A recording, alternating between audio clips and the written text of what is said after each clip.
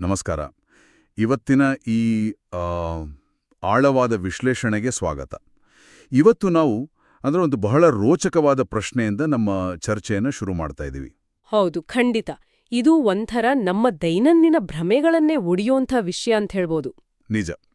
ನಾವು ಸಾಮಾನ್ಯವಾಗಿ ಯೋಚನೆ ಮಾಡ್ತೀವಿ ಅಲ್ವಾ, ಸಮಾಜದಲ್ಲಿ ಕೆಲವು ಜನ ಮಾತ್ರ ಯಾಕೆ ಅಷ್ಟು ಅದ್ಭುತವಾದ ಯಶಸ್ಸು ಅಥವಾ ಅಗಾಧವಾದ ಹಣ ಮಾಡ್ತಾರೆ ಅಂತ. ಉಳಿದವರು ಯಾಕೆ ಜೀವನ ಪೂರ್ತಿ ಒದ್ದಾಡ್ತಲೇ ಇರ್ತಾರೆ ಅನ್ನೋದು ದೊಡ್ಡ ಪ್ರಶ್ನೆ. ಎಕ್ಸಾಕ್ಟ್ಲಿ. ನಾವು ಸಾಮಾನ್ಯವಾಗಿ ಅನ್ಕೊಳ್ಳೋದೇನೆಂದ್ರೆ, ಆ ಯಶಸ್ವಿ ಜನರಿಗೆ ಹುಟ್ಟಿನಿಂದಲೇ ದೊಡ್ಡ ಅದೃಷ್ಟ ಇತ್ತು, ಅಥವಾ ಅವರು ಸಿಕ್ಕಾಪಟ್ಟೆ ಬುದ್ಧಿವಂತರು, ಅವರ ಐಕ್ಯೂ ಲೆವೆಲ್ ಬಹಳ ಹೆಚ್ಚು ಅಂತ ನಾವೆಲ್ಲ ಅಂದುಕೊಳ್ತೀವಿ. ಹೌದು. ಆದರೆ ನಾವು ಇವತ್ತು ವಿಶ್ಲೇಷಣೆ ಮಾಡ್ತಾ ಇರುವ ಮೂಲ ಸಾಮಗ್ರಿ ಒಂದು ಸಂಪೂರ್ಣವಾಗಿ ಬೇರೆದೇ ಆದ ಸತ್ಯವನ್ನ ನಮ್ಮ ಮುಂದಿಡ್ತಾ ಇದೆ. ಇವತ್ತು ನಾವು ಪ್ರಖ್ಯಾತ ಲೇಖಕ ಬ್ರಿಯಾನ್ ಟ್ರೇಸಿ ಅವರ no excuses, the power of self discipline ಅದ್ಭುತವಾದ ಪುಸ್ತಕ. ಹೌದು. ಆ ಪುಸ್ತಕದ ಹಿಂದಿ ಅನುವಾದದ ಕೆಲವು ಆಯ್ದ ಭಾಗಗಳನ್ನು ತೆಗೆದುಕೊಂಡು ಯಶಸ್ಸಿನ ಅಸಲಿ ರಹಸ್ಯವನ್ನ ಬಿಡಿಸಿ ನೋಡ್ಲಿದ್ದೀವಿ. ಬುದ್ಧಿವಂತಿಕೆಗಿಂತ ಹೆಚ್ಚಾಗಿ ಸ್ವಯಂ ಶಿಸ್ತು ಅಂದ್ರೆ ಈ ಸೆಲ್ಫ್ ಡಿಸಿಪ್ಲಿನ್ ಹೇಗೆ ಸಾಧನೆಯ ನಿಜವಾದ ಕೀಲಿಕೈ ಅನ್ನೋದನ್ನ ನಾವು ಅರ್ಥ ಮಾಡ್ಕೊಳ್ಳಬೇಕಿದೆ. ಈ ಪುಸ್ತಕದ ಮೂಲ ಉದ್ದೇಶವೇ ನಮ್ಮ ಈ ಭ್ರಮೆಗಳನ್ನ ಒಡೆಯೋದು ನೋಡಿ. ಇಲ್ಲಿ ಅತ್ಯಂತ ಗಮನಾರ್ಹವಾದ ವಿಷಯ ಏನಂದ್ರೆ, ಯಶಸ್ಸಿನ ಸೂತ್ರ ಅಂದ್ರೆ ಏನು ಮಾಡ್ಬೇಕು, ಹೇಗೆ ಮಾಡ್ಬೇಕು ಅನ್ನೋದು ಬಹುಪಾಲು ಜನರಿಗೆ, ನಮಗೆಲ್ಲರಿಗೂ ಈಗಾಗ್ಲೇ ಗೊತ್ತಿರುತ್ತೆ. ನಿಜ, ಎಲ್ರಿಗೂ ಗೊತ್ತಿರುತ್ತೆ. ಆರೋಗ್ಯವಾಗಿರಲು ಏನು ಮಾಡಬೇಕು, ಆರ್ಥಿಕವಾಗಿ ಸದೃಢರಾಗಲು ಏನು ಮಾಡಬೇಕು, ಇದೆಲ್ಲ ಹೊಸ ವಿಷಯಗಳೇನಲ್ಲ. ಜಿಮ್ಗೆ ಹೋಗ್ಬೇಕು, ಜಂಕ್ ಫುಡ್ ತಿನ್ಬಾರ್ದು, ಸೇವಿಂಗ್ಸ್ ಮಾಡಬೇಕು, ಇದೆಲ್ಲ ನಮ್ಗೆ ಗೊತ್ತೇ ಇರುತ್ತೆ. ಖಂಡಿತ. ಆದ್ರೆ ಆ ಸೂತ್ರವನ್ನ ಅಳವಡಿಸಿಕೊಳ್ಳುವಲ್ಲಿ ನಾವೆಲ್ಲರೂ ಯಾಕೆ ಹಿಂದೇಟು ಹಾಕ್ತೀವಿ ಅನ್ನೋದನ್ನ ಲೇಖಕರು ಬಹಳ ಆಳವಾಗಿ ವಿಶ್ಲೇಷಿಸಿದ್ದಾರೆ. ಮನುಷ್ಯನ ಮನಸ್ಸು ಕಷ್ಟದ ಕೆಲಸಗಳನ್ನ ತಪ್ಪಿಸಿಕೊಳ್ಳಲು ಯಾವ ರೀತಿಯ ತಂತ್ರಗಳನ್ನ ಹೆಣೆಯತ್ತೆ ಅನ್ನೋದ್ರ ಸುತ್ತ ಈ ಆರಂಭಿಕ ವಿಚಾರಗಳು ಬರ್ತವೆ. ಹೌದು. ಆ ತಂತ್ರಗಳ ಬಗ್ಗೆ ಮಾತನಾಡುವಾಗ ಲೇಖಕರು ಒಂದು ಅದ್ಭುತವಾದ, ಸ್ವಲ್ಪ ತಮಾಷೆಯಾದ ಕಲ್ಪನೆಯನ್ನ ಪರಿಚಯಿಸ್ತಾರೆ. ನಾವೆಲ್ಲರೂ ಒಂದಲ್ಲ ಒಂದು ಸಮಯದಲ್ಲಿ ಈ ಯಾವುದೋ ಒಂದು ದಿನ, ಅದೇ ಆ ಸಮ್ಡೇ ಹೌದು, ಆ ಕಲ್ಪನಾ ದ್ವೀಪದಲ್ಲಿ ವಾಸಿಸ್ತಾ ಇರ್ತೀವಿ ಅಂತ ಹೇಳ್ತಾರೆ. ಈ ದ್ವೀಪದ ಬಗ್ಗೆ ಯೋಚನೆ ಮಾಡಿದ್ರೆ ನಿಜಕ್ಕೂ ನಗು ಬರುತ್ತೆ. ಅಂದ್ರೆ ಆ ದ್ವೀಪದಲ್ಲಿರೋರ್ ಡೈಲಾಗ್ಸ್ ಹೇಗಿರುತ್ತೆ ಅಂತ. ಹೌದು. ಯಾವುದೋ ಒಂದು ದಿನ ನಾನು ಆ ಹೊಸ ಸ್ಕಿಲ್ ಕಲಿಯುತ್ತೇನೆ, ಅಥವಾ ಯಾವುದೋ ಒಂದು ದಿನ ನಾನು ಜಿಮ್ಗೆ ಹೋಗೋಕ್ ಶುರು ಮಾಡ್ತೀನಿ, ಯಾವುದೋ ಒಂದಿನ ನನ್ನೆಲ್ಲ ಸಾಲ ತೀರ್ಸಿ ಆರಾಮಾಗಿರ್ತೀನಿ ಅಂತ. ಕರೆಕ್ಟ್. ನಾವೆಲ್ಲರೂ ಹಾಗೆ ಹೇಳ್ತಾನೆ ಇರ್ತೀವಿ. ಸ್ವಲ್ಪ ಯೋಚನೆ ಮಾಡಿ, ಪ್ರಪಂಚದಲ್ಲೇ ಅತಿ ಹೆಚ್ಚು ಜನಸಂಖ್ಯೆ ಇರುವ ಜಾಗ ಅಂದ್ರೆ ಬಹುಶಃ ಇದೇ ಕಲ್ಪನಾ ದ್ವೀಪ ಇರಬೇಕು. ಖಂಡಿತ. ಈ ದ್ವೀಪದಲ್ಲಿರುವವರಿಗೆ ಜವಾಬ್ದಾರಿಗಳೇ ಇರಲ್ಲ, ಬರೀ ಭವಿಷ್ಯದ ಬಣ್ಣದ ಕನಸುಗಳು ಮಾತ್ರ ಇರ್ತವೆ. ಆ ಕಲ್ಪನಾ ದ್ವೀಪದಲ್ಲಿರೋದು ಎಷ್ಟು ಆರಾಮಲ್ವಾ. ಅದೇ ನೋಡಿ, ಆ ದ್ವೀಪದಲ್ಲಿ ವಾಸಿಸೋರು ವಾಸ್ತವವಾಗಿ ಒಂದು ಗಂಭೀರವಾದ ಒಂದು ಮಾನಸಿಕ ಕಾಯಿಲೆಯಿಂದ ಬಳಲುತ್ತಿರ್ತಾರೆ ಅಂತ ಲೇಖಕರು ಎಚ್ಚರಿಸ್ತಾರೆ. ನೆಪ ಹೇಳುವ ರೋಗ, ಎಕ್ಸ್ಕ್ಯೂಸೈಟಿಸ್. ಎಕ್ಸಾಕ್ಟ್ಲಿ. ಇದು ನಿಜಕ್ಕೂ ಒಂದು ಮಾರಣಾಂತಿಕ ರೋಗ ಅಂತಾನೆ ಹೇಳ್ಬಹುದು. ಯಾಕಂದ್ರೆ ಈ ಕಾಯಿಲೆ ಬಂದವರ ಮಾತುಗಳನ್ನ ಒಮ್ಮೆ ಗಮನಿಸಿ. ಅವರ ಬಳಿ ಪ್ರತಿಯೊಂದು ವೈಫಲ್ಯಕ್ಕೂ ಒಂದು ರೆಡಿಮೇಡ್ ಕಾರಣ ಇದ್ದೇ ಇರುತ್ತೆ. ನನ್ನ ಬಳಿ ಹಣವಿಲ್ಲ, ನಮ್ಮ ಬಾಸ್ ಸರಿಯಿಲ್ಲ, ಬರೀ ಕಾಟ ಕೊಡ್ತಾರೆ, ಅಥವಾ ನನಗೆ ಬಾಲ್ಯದಲ್ಲಿ ಒಳ್ಳೆ ಶಿಕ್ಷಣ ಸಿಗ್ಲಿಲ್ಲ, ಈ ದೇಶದ ಅರ್ಥವ್ಯವಸ್ಥೆನೇ ಸರಿಯಿಲ್ಲ ಅಂತ. ಹೌದು. ಹೀಗೆ ದೂರುಗಳ ಪಟ್ಟಿ ಬೆಳೆಯುತ್ತಲೇ ಹೋಗುತ್ತೆ. ಈ ನೆಪಗಳೇ, ಈ ಎಕ್ಸ್ಕ್ಯೂಸ್ಗಳೇ ಅವರ ಜೀವನದ ಪ್ರಗತಿಗೆ ಅತಿ ದೊಡ್ಡ ಅಡೆತಡೆಗಳಾಗಿರ್ತವೆ. ಈ ಬಹನಾಸೈಟಿಸ್ ಅನ್ನೋ ಪದ ನಿಜಕ್ಕೂ ಯೋಚನೆ ಮಾಡೋ ಹಾಗಿದೆ. ನಮ್ಗೆ ಗೊತ್ತಿಲ್ದಂತೆಯೇ ನಾವೆಲ್ಲರೂ ಒಂದಲ್ಲ ಒಂದು ಸರಿ ಈ ಕಾಯಿಲೆಗೆ ತುತ್ತಾಗಿರ್ತೀವಲ್ವಾ? ಖಂಡಿತ, ಎಲ್ಲರೂ ಆಗಿಲ್ತಾರೆ. ಹಾಗಾದ್ರೆ ಯಶಸ್ಸಿನ ಮೊದಲ ಹೆಜ್ಜೆನೇ ಈ ಕಲ್ಪನಾ ದ್ವೀಪದಿಂದ, ಆ ಸಂಡೇ ಆಯ್ನಿಂದ ಎಸ್ಕೇಪ್ ಆಗೋದು, ಅಲ್ಲಿಂದ ಹೊರಬಂದು ವಾಸ್ತವದಲ್ಲಿ ನಿಲ್ಲೋದು. ಹೌದು. ನಾವು ಯಾವುದಾದರೂ ಕೆಲಸವನ್ನ ಮಾಡ್ಲಿ ಅಥವಾ ಮಾಡದೇ ಇರ್ಲಿ, ಅದಕ್ಕೆ ಸುಳ್ಳು ಸಮರ್ಥನೆಗಳನ್ನ, ನೆಪಗಳನ್ನ ಕೊಡೋದನ್ನ ಮೊದಲು ನಿಲ್ಲಿಸ್ಬೇಕು. ನಮ್ಮ ಈ ಮೂಲ ಸಾಮಗ್ರಿಯಲ್ಲಿ ಆಲ್ಬರ್ಟ್ ಹಬ್ಬಾರ್ಡ್ ಅವರ ಒಂದು ಅದ್ಭುತವಾದ ಮಾತನ್ನ ಉಲ್ಲೇಖಿಸಿದ್ದಾರೆ. ಅವರು ಹೇಳ್ತಾರೆ, ಸ್ವಯಂ ಶಿಸ್ತು ಎಂದರೆ ನಿಮಗೆ ಆ ಕೆಲಸ ಮಾಡಲು ಇಷ್ಟವಿದ್ದರೂ ಇಲ್ಲದಿದ್ದರೂ ಅದನ್ನ ಮಾಡಬೇಕಾದ ಸಮಯದಲ್ಲಿ ಸರಿಯಾಗಿ ಮಾಡುವ ಸಾಮರ್ಥ್ಯ. ಎಂಥ ಅದ್ಭುತವಾದ ಮಾತು. ಕೇಳಲು ಬಹಳ ಸುಲಭ, ಆದರೆ ಆಚರಣೆಗೆ ತರೋದು ಅಷ್ಟು ಸುಲಭವಲ್ಲ ಅಲ್ವಾ? ನಮಗೆ ಇಷ್ಟ ಇಲ್ಲದಿದ್ದರೂ ಒಂದು ಕೆಲಸವನ್ನ ಆ ಟೈಮ್ಗೆ ಸರಿಯಾಗಿ ಶಿಸ್ತಿನಿಂದ ಮಾಡೋದು ಹೇಗೆ? ಅಲ್ಲಿಗೆ ಬರುತ್ತೆ ಈ ಪುಸ್ತಕದ ಅತಿ ಮುಖ್ಯವಾದ ಪರಿಕಲ್ಪನೆ. ಅದೇ 100% ಜವಾಬ್ದಾರಿಯ ಮ್ಯಾಜಿಕ್. 100% ಜವಾಬ್ದಾರಿ. ಓಕೆ. ಹೌದು.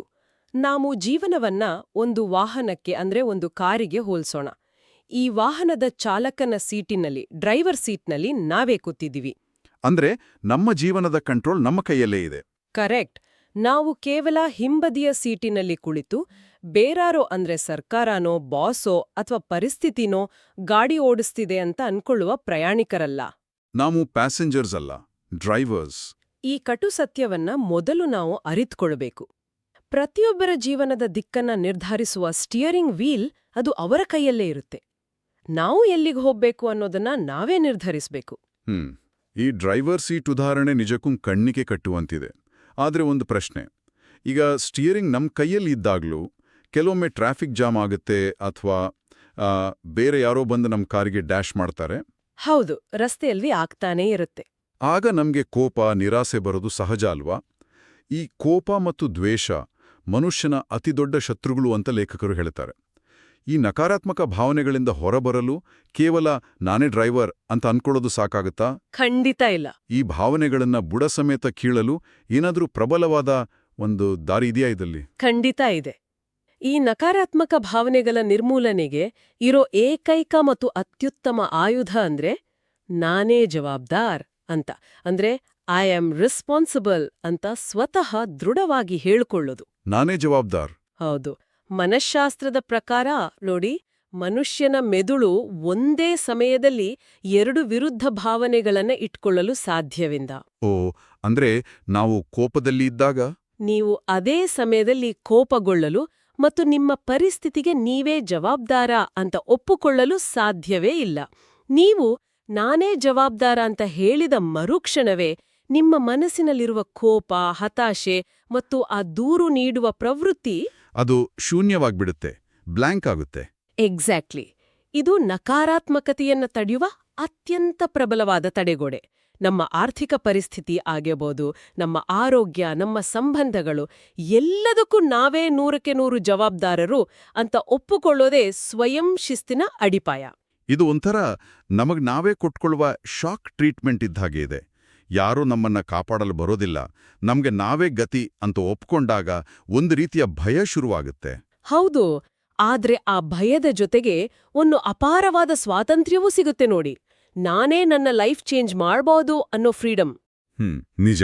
ಸರಿ, ಈಗ ನಾನು ಡ್ರೈವರ್ ಸೀಟ್ನಲ್ಲಿ ಕೂತಿದ್ದೀನಿ, ನೆಪಗಳನ್ನ ಹೇಳೋದನ್ನ ಬಿಟ್ಟಿದ್ದೀನಿ, ಆ ಕಾಯಿಲೆ ವಾಸಿಯಾಯಿತು, ಕಾರು ಸ್ಟಾರ್ಟ್ ಕೂಡ ಮಾಡಿದ್ದೀನಿ. ಆದ್ರೆ ಮುಂದೆ ಎಲ್ಲಿಗೆ ಹೋಗ್ಬೇಕು? ಸ್ಟೇರಿಂಗ್ ಅನ್ನು ಯಾವ ಕಡೆ ತಿರುಗಿಸ್ಬೇಕು? ಹೌದು, ಡೈರೆಕ್ಷನ್ ಬೇಕು. ಲೇಖಕರು ಈ ಗುರಿಗಳ ಬಗ್ಗೆ, ಡೆಸ್ಟಿನೇಷನ್ ಸೆಟ್ ಮಾಡೋ ಬಗ್ಗೆ ಏನ್ ಹೇಳ್ತಾರೆ? ಗುರಿಗಳನ್ನ ನಿಗದಿಪಡಿಸೋದು ಎಷ್ಟು ಮುಖ್ಯ? ಗುರಿಗಳ ಬಗ್ಗೆ ಮಾತನಾಡುವಾಗ ಲೇಖಕರು ಒಂದು ಬೆರಗುಗೊಳಿಸುವ ಒಂದು ಆಶ್ಚರ್ಯಕರವಾದ ಅಂಕಿಅಂಶವನ್ನ ಮುಂದಿಡ್ತಾರೆ. ಸಮಾಜದಲ್ಲಿನ ವಯಸ್ಕರ ಪೈಕಿ ಕೇವಲ 3% ಅಂದ್ರೆ ಜಸ್ಟ್ 3% ಜನರು ಮಾತ್ರ ತಮ್ಮ ಗುರಿಗಳನ್ನ ಸ್ಪಷ್ಟವಾಗಿ ಕಾಗದದ ಮೇಲೆ ಬರೆದಿಟ್ಕೊಂಡಿರ್ತಾರೆ. ಕೇವಲ 3%? ಹೌದು. ಉಳಿದ 97% ಜನರ ತಲೆಯಲ್ಲಿ ಕೇವಲ ಆಶೆಗಳಿರ್ತವೆ, ಗುರಿಗಳಲ್ಲ. ಓಕೆ. ಮತ್ತು ಅಚ್ಚರಿಯ ವಿಚಾರನೇನೆಂದ್ರೆ, ಈ 3% ಜನರು ಉಳಿದ 97% ಜನರು ಒಟ್ಟಾಗಿ ಸಂಪಾದಿಸುವುದಕ್ಕಿಂತ ಹೆಚ್ಚು ಯಶಸ್ಸು ಮತ್ತು ಹಣವನ್ನ ಸಂಪಾದಿಸ್ತಾರೆ. ಇದನ್ನೇ 3% ನಿಯಮ, ದ 3% ರೂಲ್ ಅಂತ ಕರೆಯಲಾಗತ್ತೆ. ಒಂದು ನಿಮಿಷ, ಇದು ನಿಜಕ್ಕೂ ನಂಬಲು ಕಷ್ಟವಾಗುವಂಥ ಅಂಕಿಅಂಶ. ಕೇವಲ ಒಂದು ಪೆನ್ನು ಪೇಪರ್ ತೆಗೆದುಕೊಂಡು ನಾವು ಗುರಿಗಳನ್ನ ಬರೆದಿಟ್ಟ ಮಾತ್ರಕ್ಕೆ ಇಷ್ಟೊಂದು ದೊಡ್ಡ ವ್ಯತ್ಯಾಸ ಆಗಲು ಸಾಧ್ಯವಾ? ಖಂಡಿತ ಸಾಧ್ಯ. ಇದು ಸುಮ್ಮನೆ ಒಂಥರ ಮೋಟಿವೇಶನ್ಗೋಸ್ಕರ ಹೇಳುವ ಮಾತೋ ಅಥವಾ ಇದರಿಂದ ಏನಾದರೂ ವೈಜ್ಞಾನಿಕ ಕಾರಣ ಇದೆಯಾ? ಗುರಿಯನ್ನ ಬರೆಯೋದಕ್ಕೂ ಯಶಸ್ಸಿಗೂ ಇರೋ ಆ ನೇರವಾದ ಲಿಂಕ್ ಏನೋ? ಇದರ ಹಿಂದೆ ಬಹಳ ಆಳವಾದ ವಿಜ್ಞಾನವಿದೆ. ಗುರಿಗಳನ್ನ ಕಾಗದದ ಮೇಲೆ ಬರೆಯೋದು ಕೇವಲ ಒಂದು ಸಾಮಾನ್ಯ ಭೌತಿಕ ಕ್ರಿಯೆಯಲ್ಲ. ಮೂಲ ಪುಸ್ತಕದಲ್ಲಿ ಇದನ್ನ ಒಂದು ಸೈಕೋ-ನ್ಯೂರೋಮೋಟರ್ ಚಟುವಟಿಕೆ ಅಂತ ಕರೆಯಲಾಗಿದೆ. ಸೈಕೋ-ನ್ಯೂರೋಮೋಟಾರ್, ಇದನ್ನ ಸ್ವಲ್ಪ ವಿವರಿಸಬಹುದಾ? ಖಂಡಿತ. ಇದನ್ನ ಅರ್ಥ ಮಾಡಿಕೊಳ್ಳಲು ನಾವು ಮತ್ತೆ ಆ ಕಾರಿನ ಉದಾಹರಣೆಗೆ ಬರೋಣ. ನೀವು ಕಾರಿನಲ್ಲಿ ಕುಳಿತು ಜಿಪಿಎಸ್ನಲ್ಲಿ ಡೆಸ್ಟಿನೇಷನ್ ಟೈಪ್ ಮಾಡಿದಾಗ ಏನಾಗುತ್ತೆ? ಆ ಸಿಸ್ಟಮ್ ತಾನಾಗೆ ಬೆಸ್ಟ್ ರೂಟ್ ಹುಡುಕುತ್ತೆ, ಎಲ್ಲೆಲ್ಲಿ ಟ್ರಾಫಿಕ್ ಇದೆ, ಯಾವ ದಾರಿ ಫಾಸ್ಟ್ ಇದೆ ಅಂತ ತೋರಿಸುತ್ತೆ. ಅದೇ ರೀತಿ ಒಬ್ಬ ವ್ಯಕ್ತಿ ಪೆನ್ ಹಿಡಿದು ಕಾಗದದ ಮೇಲೆ ತನ್ನ ಗುರಿಯನ್ನ ಬರೆಯುವಾಗ ಆತನ ಮೆದುಳು ಅಂದ್ರೆ ಸೈಕೋ, ನರಮಂಡಲ ಅಂದ್ರೆ ನ್ಯೂರೋ ಮತ್ತು ಸ್ನಾಯುಗಳು ಅಂದ್ರೆ ಮೋಟಾರ್ ಇವೆಲ್ಲವೂ ಒಟ್ಟಾಗಿ ಕೆಲಸ ಮಾಡುತ್ತವೆ. ಓಹೋ, ಮೂರೂ ಸೇರಿ ಕೆಲಸ ಮಾಡ್ತವೆ. ಹೌದು. ಈ ಕ್ರಿಯೆಯು ಆ ಗುರಿಯನ್ನ ಆ ವ್ಯಕ್ತಿಯ ಉಪಪ್ರಜ್ಞೆಯಲ್ಲಿ ಅಂದ್ರೆ ಸಬ್ಕಾನ್ಷಿಯಸ್ ಮೈಂಡ್ನಲ್ಲಿ ಆಳವಾಗಿ ಅಚ್ಚೊತ್ತುತ್ತದೆ. ಆ ಕ್ಷಣದಿಂದ ಆತನ ಮೆದುಳು ಆ ಗುರಿಯನ್ನ ತಲುಪಲು ಬೇಕಾದ ಅವಕಾಶಗಳನ್ನ ತನ್ನ ಸುತ್ತಮುತ್ತ ಹುಡುಕಲು ಶುರು ಮಾಡುತ್ತೆ. ವಾವ್, ಈ GPS ಉದಾಹರಣೆ ಅದ್ಭುತವಾಗಿದೆ. ಅಂದ್ರೆ ಕೇವಲ ತಲೆಯಲ್ಲಿರುವ ಆಲೋಚನೆಗಳನ್ನ ನಾವು ಕಾಗದದ ಮೇಲೆ ಬರೆಯೋದ್ರಿಂದ ಅವು ಅದೃಶ್ಯ ಸ್ಥಿತಿಯಿಂದ ದೃಶ್ಯ ಸ್ಥಿತಿಗೆ ಅಂದ್ರೆ ನಮ್ಮ ಕಣ್ಣಿಗೆ ಕಾಣುವ ವಾಸ್ತವಕ್ಕೆ ರೂಪಾಂತರಗೊಳ್ತವೆ. ಹೌದು, ಅವು ಕೇವಲ ಕನಸುಗಳಾಗಿ ಉಳಿಯೋದಿಲ್ಲ. ನಾನು ಶ್ರೀಮಂತನಾಗಬೇಕು ಅಥವಾ ನಾನು ಫಿಟ್ ಆಗಬೇಕು ಅನ್ನೋದು ಕೇವಲ ಒಂದು ಆಸೆ.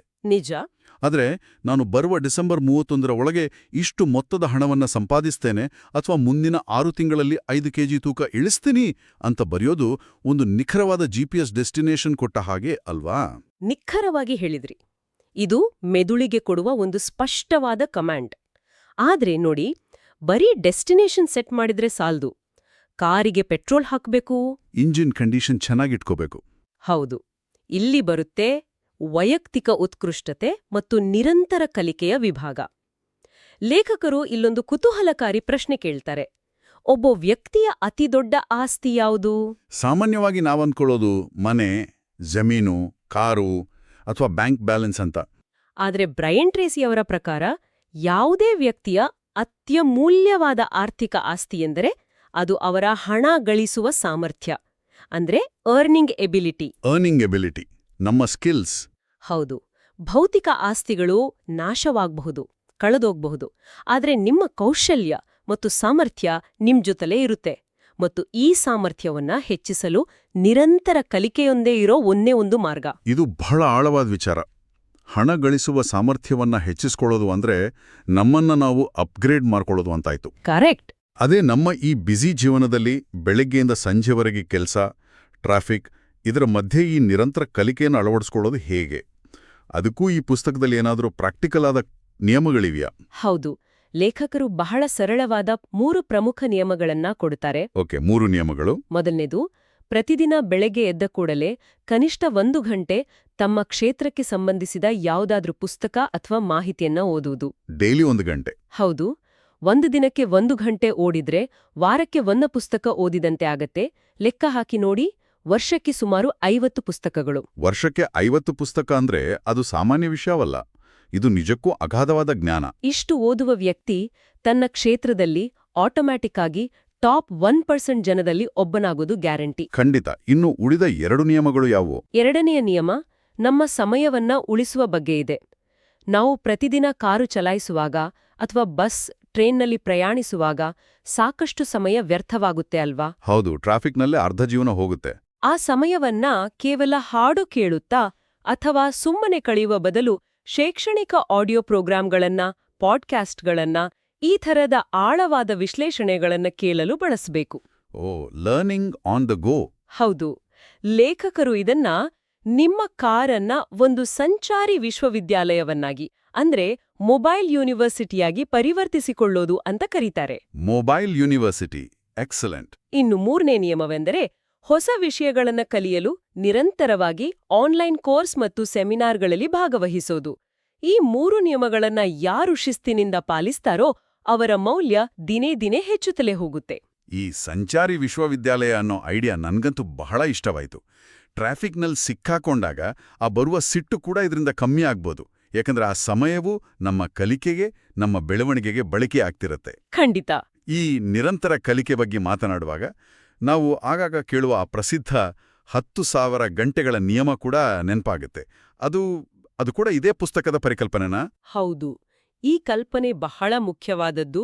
ಯಾವುದೇ ಒಂದು ನಿರ್ದಿಷ್ಟ ಕ್ಷೇತ್ರದಲ್ಲಿ ನೀವು ತಜ್ಞರಾಗಲು, ಎಕ್ಸ್ಪರ್ಟ್ ಆಗಲು ಮತ್ತು ಅಪ್ರತಿಮ ಯಶಸ್ಸು ಸಾಧಿಸಲು ಕನಿಷ್ಠ 10,000 ಗಂಟೆಗಳ ಸತತ ಕಠಿಣ ಪರಿಶ್ರಮ ಮತ್ತು ಅಭ್ಯಾಸ ಬೇಕು ಅಂತ ಸಂಶೋಧನೆಗಳು ಹೇಳ್ತಾವೆ. 10,000 ಗಂಟೆಗಳು? ಹೌದು.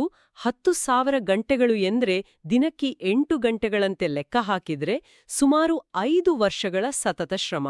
ಇದು ಒಂದು ವಾರ ಅಥವಾ ಒಂದು ತಿಂಗಳಲ್ಲಿ ದಿಢೀರಂತ ಆಗೋ ಮ್ಯಾಜಿಕ್ ಅಲ್ಲ. ಓವರ್ನೈಟ್ ಸಕ್ಸಸ್ ಅನ್ನೋದು ಸುಳ್ಳು ಅಂತಾಯ್ತು. ಎಕ್ಸಾಕ್ಟ್ಲಿ. ಇದರ ಜೊತೆಗೆ ಬರುವ ಮತ್ತೊಂದು ಪರಿಕಲ್ಪನೆ ಎಂದರೆ ಜ್ಞಾನದ ಚಕ್ರಬಡ್ಡಿ, ಕಾಂಪೌಂಡ್ ಇಂಟ್ರೆಸ್ಟ್ ಆಫ್ ನಾಲೆಡ್ಜ್. ಹಣಕಾಸಿನ ಹೂಡಿಕೆಯಲ್ಲಿ ಇನ್ವೆಸ್ಟ್ಮೆಂಟ್ನಲ್ಲಿ ಚಕ್ರಬಡ್ಡಿ ಹೇಗೆ ಕೆಲಸ ಮಾಡುತ್ತದೆಯೋ ಜ್ಞಾನಾರ್ಜನೆಯಲ್ಲೂ ಅದೇ ತತ್ವ ಅನ್ವಯಿಸುತ್ತೆ. ಜ್ಞಾನದ ಚಕ್ರಬಡ್ಡಿ. ಹಣಕ್ಕೆ ಚಕ್ರಬಡ್ಡಿ ಬರೋದು ನಾವು ಕೇಳಿದ್ವಿ. ಆದ್ರೆ ಈ ಜ್ಞಾನಕ್ಕೆ ಚಕ್ರಬಡ್ಡಿ ಅಂದ್ರೇನು? ಅದು ಹೇಗೆ ಕೆಲಸ ಮಾಡುತ್ತೆ ಅಂತ ಸ್ವಲ್ಪ ವಿವರಿಸಬಹುದಾ? ಖಂಡಿತ. ಒಬ್ಬ ವ್ಯಕ್ತಿ ಎಷ್ಟು ಹೆಚ್ಚು ಕಲಿಯುತ್ತಾನೆಯೋ ಆತನ ಹೊಸ ವಿಷಯಗಳನ್ನ ಅರ್ಥ ಮಾಡಿಕೊಳ್ಳುವ ಮತ್ತು ಕಲಿಯುವ ಸಾಮರ್ಥ್ಯ ಅಷ್ಟೇ ವೇಗವಾಗಿ ಬೆಳೆಯುತ್ತೆ. ನೀವು ಇವತ್ತು ಒಂದು ಹೊಸ ವಿಷಯ ಕಲಿತ್ರೆ ನಾಳೆ ಕಲಿಯುವ ಇನ್ನೊಂದು ವಿಷಯದ ಜೊತೆ ಅದು ಕನೆಕ್ಟ್ ಆಗತ್ತೆ. ಓ, ಡಾಟ್ಸ್ ಕನೆಕ್ಟ್ ಆದ ಹಾಗೆ. ಹೌದು. ಈ ಹೊಸ ಜ್ಞಾನ ಹಳೆಯ ಜ್ಞಾನದೊಂದಿಗೆ ಸೇರಿಕೊಂಡು ನಿಮ್ಮ ನಿರ್ಧಾರ ತೆಗೆದುಕೊಳ್ಳುವ ಸಾಮರ್ಥ್ಯವನ್ನ, ಡಿಸಿಷನ್ ಮೇಕಿಂಗ್ ಅನ್ನ ತೀಕ್ಷ್ಣಗೊಳಿಸುತ್ತೆ. ಸಮಯ ಕಳೆದಂತೆ ಈ ಜ್ಞಾನ ಒಟ್ಟಾಗಿ ಸೇರಿ ಒಂದು ಬೃಹತ್ ಶಕ್ತಿಯಾಗಿ ನಿಮ್ಮ ಯಶಸ್ಸಿನ ವೇಗವನ್ನ ದುಪ್ಪಟ್ಟು ಮಾಡುತ್ತೆ. ಇದನ್ನೇ ಜ್ಞಾನದ ಚಕ್ರಬಡ್ಡಿ ಅಂತ ಕರೆಯೋದು. ವಾವ್, ಇದು ನಿಜಕ್ಕೂ ಮೈನವಿರೇಳಿಸುವ ವಿಚಾರ.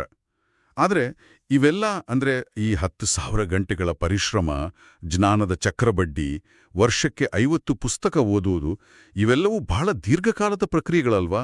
ಹೌದು, ಲಾಂಗ್ ಟರ್ಮ್ ಪ್ರಾಸೆಸ್. ಇವತ್ತು ಮಾಡಿ ನಾಳೆನೇ ರಿಸಲ್ಟ್ ಸಿಗುವಂಥದ್ದಲ್ಲ. ಇಲ್ಲಿ ನಮ್ಗೆ ಅತಿ ಹೆಚ್ಚು ತಾಳ್ಮೆ, ಪೇಷನ್ಸ್ ಬೇಕಾಗತ್ತೆ ಅಲ್ವಾ? ಸರಿಯಾಗಿ ಹಿಡಿದ್ರಿ. ಇಲ್ಲಿಗೆ ಬರುವುದು ಯಶಸ್ಸಿನ ಮತ್ತೊಂದು ಬಹುಮುಖ್ಯ ಆಯಾಮ. ಅದೇ ದೀರ್ಘಕಾಲೀನ ದೃಷ್ಟಿಕೋನ ಅಥವಾ long term perspective. Long term perspective.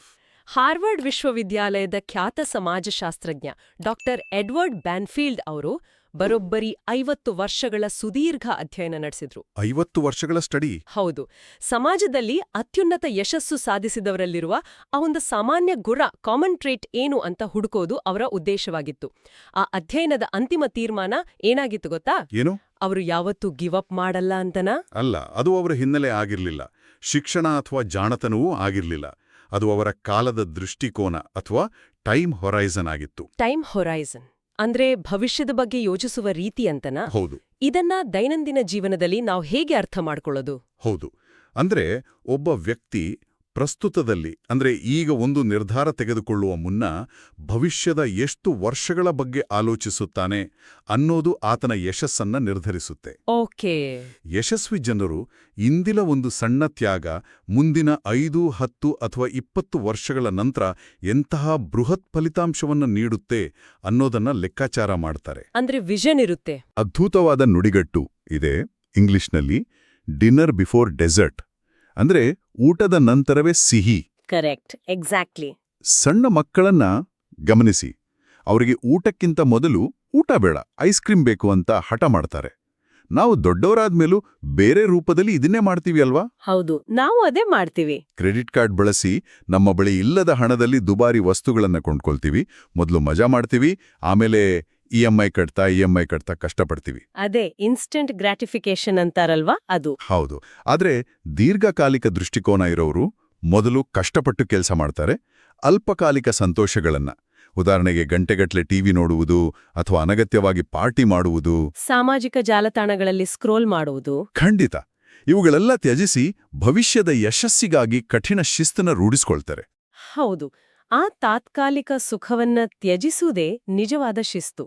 ಆದ್ರೆ ನೋಡಿ, ಈ ಕಠಿಣ ಶಿಸ್ತನ್ನ ಪಾಲಿಸಲು ಮತ್ತು ದೀರ್ಘಕಾಲಿಕ ಗುರಿಗಳತ್ತ ಸಾಗಲು ಮನುಷ್ಯನಿಗೆ ಅಡ್ಡಿಯಾಗುವ ಅತಿದೊಡ್ಡ ಶತ್ರು ಕೇವಲ ಸೋಮಾರಿತನವಲ್ಲ. ಮತ್ತೇನು? ಅದು ಭಯ. ಸೋಲಿನ ಭಯ, ಬೇರೆಯವರು ಏನಂದಿಕೊಳ್ಳುತ್ತಾರೋ ಅನ್ನೋ ಅಪಹಾಸ್ಯದ ಭಯ ಅಥವಾ ನಷ್ಟದ ಭಯ. Fear of failure. ಇದು ಬಹಳ ದೊಡ್ಡದು. ಇಲ್ಲಿ ಲೇಖಕರು ಮಾರ್ಕ್ ಟ್ವೇನ್ ಅವರ ಒಂದು ಅತ್ಯದ್ಭುತವಾದ ಮಾತನ್ನ ಉಲ್ಲೇಖಿಸ್ತಾರೆ. ಧೈರ್ಯ ಎಂದರೆ ಭಯವಿಲ್ಲದಿರುವುದಲ್ಲ, ಬದಲಾಗಿ ಭಯದ ಮೇಲಿನ ನಿಯಂತ್ರಣ ಮತ್ತು ಭಯದ ಮೇಲೆ ವಿಜಯ ಸಾಧಿಸುವುದು. ವಾವ್! ಧೈರ್ಯ ಅಂದ್ರೆ ಭಯ ಇಲ್ಲದೇ ಇರೋದಲ್ಲ. ಹೌದು. ಅಂದ್ರೆ ಈ ಪ್ರಪಂಚದಲ್ಲಿ ಭಯ ಪಡದಿರುವ ಮನುಷ್ಯನೇ ಇಲ್ಲ. ಆದ್ರೆ ಆ ಭಯದ ನಡುವೆಯೂ ನಡುಗುವ ಕಾಲುಗಳಲ್ಲೇ ಒಂದು ಹೆಜ್ಜೆ ಮುಂದಿಡುವನೇ ನಿಜವಾದ ಧೈರ್ಯಶಾಲಿ. ಇದು ಎಂತಹ ಶಕ್ತಿಶಾಲಿ ಮಾತು. ಭಯ ಅನ್ನೋದು ಎಲ್ಲರಿಗೂ ಇರುತ್ತೆ. ಆದರೆ ಆ ಭಯವನ್ನ ಮಿಟ್ಟಿ ನಿಲ್ಲೋದು ಹೇಗೆ? ಅಂದ್ರೆ ಈಗ ನನಗೊಂದು ಹೊಸ ಬಿಸ್ನೆಸ್ ಶುರು ಮಾಡಬೇಕು ಅಂತ ಆಸೆ ಇರುತ್ತೆ, ಆದರೆ ಸೋತು ಹೋಗ್ತೀನಿ ಅನ್ನೋ ಭಯ ನನ್ನನ್ನ ಕಟ್ಟಿಹಾಕಿರುತ್ತೆ. ಹೌದು, ಪ್ಯಾರಲೈಸ್ ಮಾಡ್ಬಿಡುತ್ತೆ. ಅದೇ ಈ ಪಾರ್ಶ್ವವಾಯು ಹೊಡೆದಂಥ ಸ್ಥಿತಿಯಿಂದ ಹೊರಬರಲು ಈ ಪುಸ್ತಕದಲ್ಲಿ ಏನಾದರೂ ಪ್ರಾಯೋಗಿಕ ಪರಿಹಾರ, ಪ್ರಾಕ್ಟಿಕಲ್ ಸೊಲ್ಯೂಷನ್ ಇದೆಯಾ? ಖಂಡಿತ ಇದೆ. ಮೂಲ ಸಾಮಗ್ರಿಯು ಇದಕ್ಕೆ ಬಹಳ ನೇರವಾದ ಮತ್ತು ಸರಳವಾದ ಪರಿಹಾರವನ್ನ ನೀಡುತ್ತೆ. ಅದೇ ಕ್ರಿಯೆಯೇ ಮದ್ದು ಅಂದ್ರೆ action cures fear. Action cures fear ಅಂದ್ರೆ ಆಕ್ಷನ್ ತಗೊಳ್ಳೋದು. ಹೌದು. ಭಯವನ್ನ ಹೋಗಲಾಡಿಸಲು ನೀವು ಸುಮ್ಮನೆ ಕುಳಿತುಕೊಂಡು ಎಷ್ಟೇ ಯೋಚಿಸಿದರೂ ಎಷ್ಟೇ ಪ್ಲಾನ್ ಮಾಡಿದ್ರೂ ಪ್ರಯೋಜನವಿಲ್ಲ. ಒಬ್ಬ ವ್ಯಕ್ತಿ ಯಾವುದಕ್ಕೆ ಅತಿ ಹೆಚ್ಚು ಹೆದರುತ್ತಾನೆಯೋ ಅದೇ ಕೆಲಸವನ್ನ ನೇರವಾಗಿ ಎದುರಿಸಿ ನಿಂತು ಮಾಡಿದ್ರೆ ಆ ಭಯವು ತನ್ನಿಂದ ತಾನೇ ಮಾಯವಾಗುತ್ತೆ. ಹೋ, ಅಂದ್ರೆ ಫೇಸ್ ಮಾಡಬೇಕು. ಖಂಡಿತ. ವಿಫಲತೆಯ ಭಯವನ್ನ ಮೆಟ್ಟಿ ನಿಲ್ಲಲು ಸ್ವಯಂ ಶಿಸ್ತು ಹೇಗೆ ಸಹಾಯ ಮಾಡುತ್ತೆ ಅಂದ್ರೆ ಅದು ನಮ್ಮನ್ನ ಸತತವಾಗಿ ಕಂಟಿನ್ಯೂಯಸ್ ಆಗಿ ಕಾರ್ಯೋನ್ಮುಖರನ್ನಾಗಿ ಮಾಡುತ್ತೆ. ನೀವು ಆ ಭಯದ ಕಡೆಗೆ ಒಂದು ಹೆಜ್ಜೆ ಮುಂದಿಟ್ಟ ತಕ್ಷಣ ಆ ಭಯದ ಗಾತ್ರ ಚಿಕ್ಕದಾಗ್ತಾ ಹೋಗುತ್ತೆ. ಅಂದ್ರೆ ನೀರಿಗೆ ಹಾರೋ ಮುನ್ನ ಇರೋ ಭಯ ನೀರಿಗೆ ಬಿದ್ದ ಮೇಲೆ ಇರೋದಿಲ್ಲ ಅನ್ನೋ ಹಾಗೆ ಅಲ್ವಾ? ಎಕ್ಸಾಕ್ಟ್ಲಿ ಅದೇ. ಈ ಸಂಪೂರ್ಣ ಚರ್ಚೆಯನ್ನ ನಾವೀಗ ಒಟ್ಟಾಗಿ ಸೇರಿಸಿ ನೋಡಿದಾಗ ಒಂದು ಅದ್ಭುತವಾದ ಚಿತ್ರಣ ನಮ್ಮ ಕಣ್ಣು ಮುಂದೆ ಬರುತ್ತೆ. ಸ್ವಯಂ ಶಿಸ್ತು ಎಂಬುದು ಕೇವಲ ಬೆಳಗ್ಗೆ ಬೇಗ ಏಳುವುದು ಅಥವಾ ಟೈಮ್ ಟೇಬಲ್ ಫಾಲೋ ಮಾಡೋದು ಮಾತ್ರವಲ್ಲ. ಅದೊಂದು ಸಂಪೂರ್ಣ ಜೀವನ ಶೈಲಿ, ಒಂದು ಲೈಫ್ ಸ್ಟೈಲ್. ಹೌದು.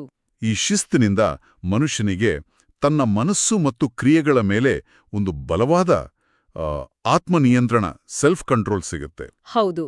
ಮತ್ತು ಈ ಸರಪಳಿಯ ಮುಂದಿನ ಕೊಂಡಿ ಇದು ಬಹಳ ಮುಖ್ಯವಾದದ್ದು. ಯಾವಾಗ ನಿಮ್ಮ ಮೇಲೆ ನಿಮಗೆ ಆತ್ಮನಿಯಂತ್ರಣ ಇರುತ್ತದೆಯೋ ಆಗ ನಿಮ್ಮಲ್ಲಿ ಆತ್ಮಗೌರವ ಅಂದ್ರೆ ಸೆಲ್ಫ್ ವರ್ತ್ ಮತ್ತು ಆತ್ಮವಿಶ್ವಾಸ ಅಪಾರವಾಗಿ ಹೆಚ್ಚಾಗುತ್ತೆ. ನಮ್ಮ ಮೇಲೆ ನಮಗೆ ಗೌರವ ಬರುತ್ತೆ. ಖಂಡಿತ. ತಾನು ಅಂದುಕೊಂಡಿದ್ದನ್ನ ಸಾಧಿಸಬಲ್ಲೆ ಅನ್ನೋ ನಂಬಿಕೆ, ಆ ಕಾನ್ಫಿಡೆನ್ಸ್ ಬಲವಾಗುತ್ತೆ. ಮತ್ತು ಅಂತಿಮವಾಗಿ ಈ ಆತ್ಮಗೌರವವೇ ಮನುಷ್ಯನಿಗೆ ಆ ಅತೀವ ಸಂತೋಷವನ್ನು ನೀಡುತ್ತೆ ಅಲ್ವಾ? ಕೇವಲ ಬ್ಯಾಂಕ್ ಬ್ಯಾಲೆನ್ಸ್ ಹೆಚ್ಚಾಗೋದಾಗ್ಲಿ, ದೊಡ್ಡ ಕಾರ್ ತೆಗೆದುಕೊಳ್ಳೋದಾಗ್ಲಿ ಯಶಸ್ಸಿನ ಅಂತಿಮ ಗುರಿಯಲ್ಲ. ನಿಜ. ಸ್ವಯಂ ಶಿಸ್ತಿನ ಈ ಕಠಿಣ ಮಾರ್ಗದಲ್ಲಿ, ಈ ದಾರಿಯಲ್ಲಿ ನಡೆಯುವಾಗ, ಆ ಕಷ್ಟಗಳನ್ನ ಎದುರಿಸುವಾಗ ನಾವು ಎಂತಹ ವ್ಯಕ್ತಿಯಾಗಿ ರೂಪುಗೊಳ್ತೀವಿ ಎಂಬುದು ಇಲ್ಲಿ ನಿಜಕ್ಕೂ ಅತ್ಯಂತ ಮುಖ್ಯವಾದ ವಿಚಾರ. ಆ ಆಂತರಿಕ ಬದಲಾವಣೆ, ಆ ಒಳಗೆ ಆಗುವ ರೂಪಾಂತರವೇ ನಿಜವಾದ ಯಶಸ್ಸು. 100% ಸತ್ಯ.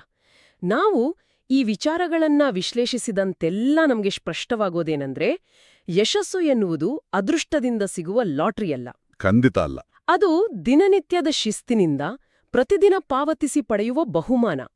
ನಮ್ಮೆಲ್ಲರೊಳಗೂ ಅಪಾರವಾದ, ನಮಗೇ ಅಂದಾಜಿಲ್ಲದಷ್ಟು ಸಾಮರ್ಥ್ಯ ಅಡಗಿದೆ. ಅದನ್ನ ಹೊರತರಲು ಬೇಕಾಗಿರುವುದು ಕೇವಲ ದೃಢವಾದ ಸಂಕಲ್ಪ ಮತ್ತು ಆ ಕಲ್ಪನಾದ್ವೀಪದ ಆ ಸಮ್ಡೇ ಐಲ್ ನೆಪಗಳನ್ನ ಶಾಶ್ವತವಾಗಿ ಬದಿಗೊತ್ತುವ ಒಂದು ಪ್ರಾಮಾಣಿಕ ಪ್ರಯತ್ನ ಅಷ್ಟೇ. ಇದು ಪ್ರತಿಯೊಬ್ಬರೂ ಮನನ ಮಾಡಿಕೊಳ್ಳಬೇಕಾದ ಒಂದು ಅಮೂಲ್ಯವಾದ ಪಾಠ. ಈ ಸಂಪೂರ್ಣ ಚರ್ಚೆಯ ನಂತರ ನಮಗೆ ಜವಾಬ್ದಾರಿಯ ಬಗ್ಗೆ, ಶಿಸ್ತಿನ ಬಗ್ಗೆ ಮತ್ತು ನಮ್ಮನ್ನೇ ನಾವು ಒಳಗೆ ಕಟ್ಟಿ ಹಾಕಿಕೊಂಡಿರುವ ಆ ನೆಪಗಳ ಬಗ್ಗೆ ಸಾಕಷ್ಟು ಹೊಸ ಒಳನೋಟಗಳು ಸಿಕ್ಕಿವೆ. ಖಂಡಿತ ಸಿಕ್ಕಿವೆ. ಈಗ ಈ ಎಲ್ಲ ವಿಚಾರಗಳನ್ನ ಒಗ್ಗೂಡಿಸಿ ಕಾಡುವಂತಹ ಒಂದು ಪ್ರಮುಖ ಪ್ರಶ್ನೆಯನ್ನ ಮುಂದಿಡ್ತಾ ಈ ಸಂಚಿಕೆಯನ್ನ ಮುಕ್ತಾಯಗೊಳಿಸೋಣ. ಸರಿ. ಒಮ್ಮೆ ಒಂದು ಕ್ಷಣ ಎಲ್ರೂ ಯೋಚನೆ ಮಾಡಿ. ಒಬ್ಬ ವ್ಯಕ್ತಿ ತನ್ನ ಜೀವನದಲ್ಲಿ ತನಗೆ ಅತ್ಯಂತ ನೆಚ್ಚಿನ ತನ್ನನ್ನೇ ತಾನು ಸಮಾಧಾನ ಮಾಡಿಕೊಳ್ಳಲು ಬಳಸುವ, ಆದರೆ ತನ್ನ ಪ್ರಗತಿಗೆ ಅತ್ಯಂತ ಹಾನಿಕಾರಕವಾಗಿರುವ ಕೇವಲ ಒಂದೇ ಒಂದು ನೆಪವನ್ನ ಇದೇ ಕ್ಷಣವೇ ಶಾಶ್ವತವಾಗಿ ಬಿಟ್ಟುಬಿಟ್ರೆ ಮುಂದಿನ ವರ್ಷದ ಸರಿಯಾಗಿ ಇದೇ ದಿನ ಆ ವ್ಯಕ್ತಿಯ ಜೀವನ ಎಷ್ಟು ಅಗಾಧವಾಗಿ, ಎಷ್ಟು ಅದ್ಭುತವಾಗಿ ಬದಲಾಗಿರಬಹುದು. ವಾವ್, ಯೋಚನೆ ಮಾಡಬೇಕಾದ ಪ್ರಶ್ನೆ. ಖಂಡಿತ. ಈ ಅದ್ಭುತವಾದ ಪ್ರಶ್ನೆಯೊಂದಿಗೆ ನಾವು ಇವತ್ತಿನ ಈ ವಿಶ್ಲೇಷಣೆಗೆ ವಿರಾಮ ನೀಡೋಣ. ಮತ್ತೆ ಸಿಗೋಣ. ನಮಸ್ಕಾರ. ನಮಸ್ಕಾರ.